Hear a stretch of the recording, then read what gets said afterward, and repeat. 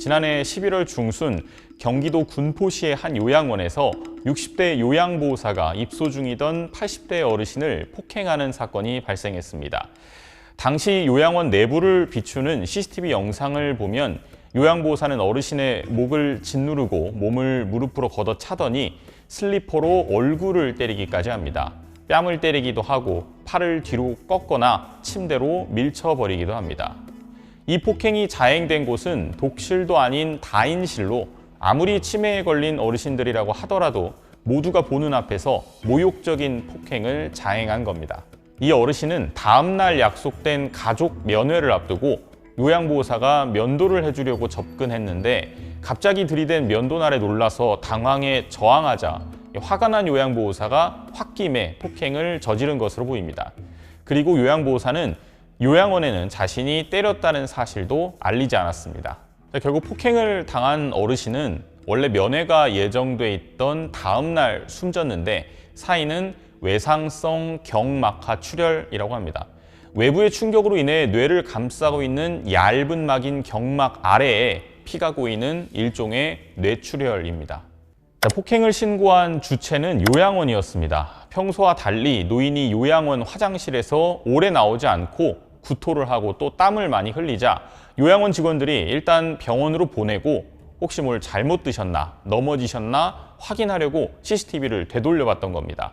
너무 오래 있으니까 두세 번씩 들어가서 확인을 했는데 식은땀을 너무 흘려서 그 요양보호사 중에 한 분이 부축해서. 그런데 영상을 확인해 보니 4분간의 폭행이 있었고 이를 확인하고 나서 경찰에 신고했습니다.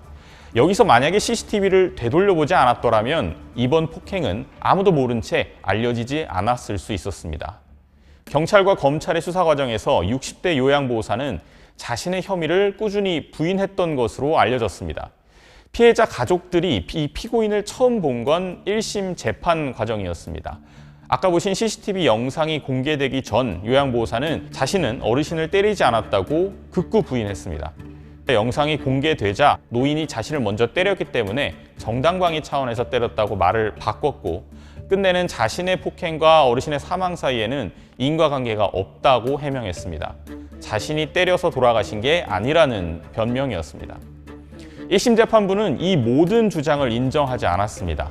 죄송하다고 잘못했다고 빌어도 화가 나는 상황인데 그렇게 해버리니까 솔직히 참을 수 없는 분노를 느끼게 됐죠. 때렸다는 사실을 입증할 명백한 물증인 CCTV가 있고 물론 노인이 중간중간 저항하기는 하지만 노인을 보호해야 할 의무가 있는 요양보호사가 저렇게까지 노인을 폭행하는 것은 단순 정당방위라고 볼 수 없고 그것을 넘어선 분풀이로 보인다는 겁니다. 마지막으로 노인이 사망에 이를 만한 다른 기저질환이 기존에 없었다는 점, 외상이 아니었다면 이런 외상성 경막하 출혈이 일어날 수 없었다는 부검의의 주장, 부검 결과를 토대로 의학적 인과관계까지 법원은 모두 인정했습니다. 다만 요양보호사가 초범인 점, 또 60대 고령인 점을 고려해서 검찰이 상해치사 혐의로 구형한 징역 8년의 절반인 4년만 선고했습니다. 이번 사건을 그냥 성격이 안 좋은 한 요양보호사가 운 없는 어르신을 폭행한 사건이라고 볼 수 있을까요?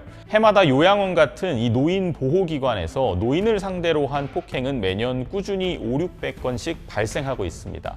알려지지 않았을 폭행까지 고려하면 실제 숫자는 더 많을 수도 있습니다. 왜 이런 폭행이 계속 반복되고 있을까요?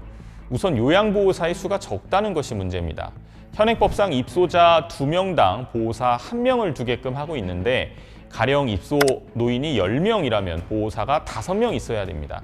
5명이서 10명을 돌보는 건 괜찮은 것 아니냐 이렇게 생각하실 수도 있는데 이 5명이서 보통 주간, 야간, 밤 이렇게 3교대를 짭니다. 결국 한 교대당 한두 명이 나머지 10명을 돌봐야 되는 상황인 건데 폭행이 발생하더라도 외부로 쉽게 드러나지 않을 수 있는 구조가 있습니다. 또 현실적인 문제도 있습니다. 일부 폭행 성향이 강한 주로 남성 어르신들을 제압하기 위해서 요양원은 왕왕 남성 요양보호사를 배치하기도 합니다. 그런데 CCTV가 잘 보이지 않는 사각지대로 데려가서 폭행을 하는 경우도 현장에선 발생하고 있다고 일부 요양보호사들은 저희에게 전해왔습니다.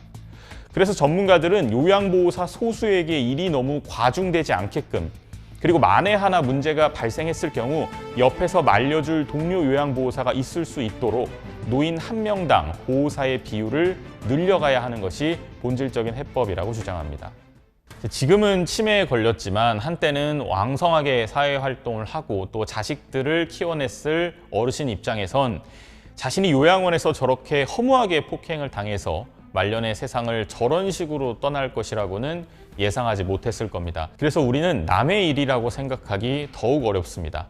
지금 우리가 아무리 건강하고 돈이 많더라도 우린 언제 어떻게 늙고 어떻게 요양원에 갈지 모르는 상황입니다. 잘 사는 것만큼 잘 죽는 것도 중요한 지금 시대를 우리는 과연 잘 준비하고 있는지 돌이켜봐야 합니다.